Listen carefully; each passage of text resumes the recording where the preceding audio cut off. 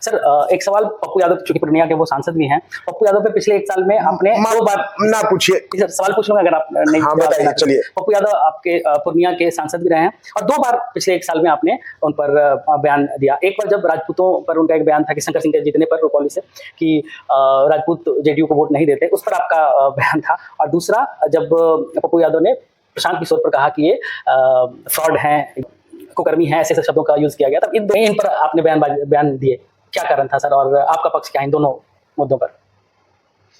जब भी समाज में विद्वेष फैलाने की कोई भी बात करेगा, वो ये सज्जन हो या कोई और हो, तो मैं तो बोलूंगा।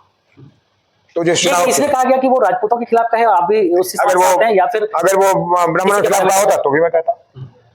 आप मेरा एक बयान भूल गए।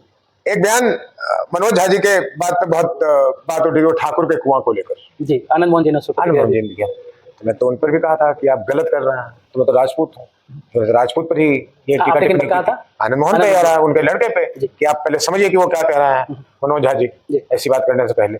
इसलिए इसको जाति से मत जोड़िए। अगर समाज में कोई भी ऐसी कोई बात करेगा जो सही नहीं होगा तो मैं बोलूंगा, मेरा काम है बोलना। अब रह गई प्रशांत किशोर जी पर, व्यक्तिगत आप बिना मतलब आरोप लगाइएगा और खास करके वैसी जगह पे लगाइएगा जहां का मैं नेतृत्व कर रहा हूँ। तो आप तो न्योता दे रहे हैं, आप फिर सुनेंगे।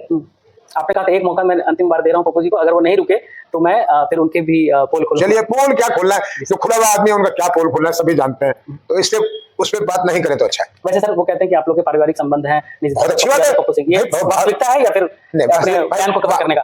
वास्तविकता समाज में सर, इसलिए भी ये समाज में कहा जाता है कि दो पॉलिटिशियंस लड़ते हैं लेकिन पीछे से फिर दोनों दोस्त होते हैं। नहीं वो बात नहीं, लेकिन समाज में कोई कहे कि हम आपस में हमारी पारिवारिक रिश्ता है तो उसको काट नहीं देना चाहिए, उसको सुधार